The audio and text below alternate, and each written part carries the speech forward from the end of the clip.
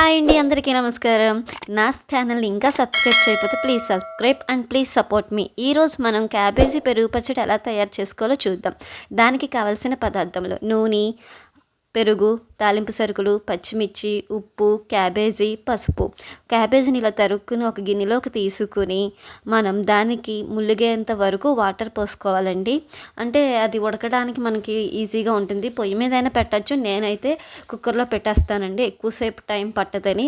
ఇలా ములిగేదాకా వాటర్ తీసుకుని అందులో కొంచెం ఉప్పు, కొంచెం పసుపు వేసి మనం ఇలా కుక్ చేసుకోవాలండి. ఇలా పసుపు ఉప్పు వేసి మనం డైరెక్ట్ పాన్లో పెట్టేసి ఒక 4 విజిల్స్ వచ్చేదాకా ఉంచుకుని దింపుకోవాలి. ఇలా ఉడికిన దానిని బెజ్జాల పళ్ళల్లో తీసుకుని దాన్ని వార్చుకోవాలి. ఇలా వార్చుకున్న దాన్ని అది బాగా వాటర్ అనేది పోయాక ఆ వాటర్ అన్నీ పోయాక మనం ఇలాగ చేతితోటి దాన్ని ఇలా గట్టిగా పిండి మొత్తం మిశ్రమాన్ని వాటర్ పోయేంత వరకు ఇలా గట్టిగా పిండుకొని మొత్తం అన్నిటిని వరుసగా పిండుకొని పక్కన పెట్టుకోవాలండి.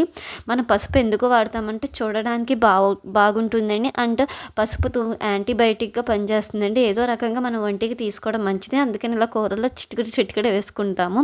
ఇలా పిండుకున్న మిశ్రమాన్ని ఒక ప్లేట్లో తీసుకుందాము.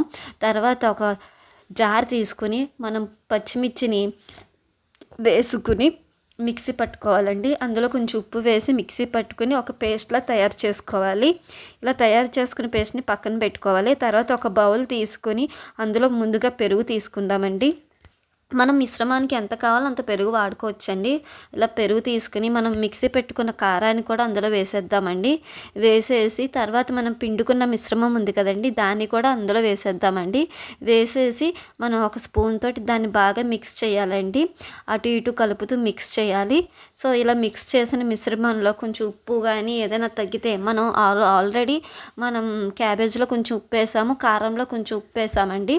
సో అది చూసుకుని మనం ఒకవేళ తగ్గితే మనం కొంచెం వేసుకోవచ్చండి. ఇలాగా మొత్తం మిక్స్ చేసుకునే మిశ్రమాన్ని పక్కన పెట్టుకోవాలి. నాకు కొంచెం పెరుగు తక్కువ అయిందండి, అందుకని నేను కొంచెం పెరుగు వేసుకుంటున్నాను. సో మీరు పెరుగు ఏ మిశ్రమంలో తీసుకుంటారో మనం వేసుకునేలాగా పచ్చడి రూపంలో ఉంటే సరిపోతుంది. ఇలా కలుపుకొని పక్కన పెట్టుకోవాలండి.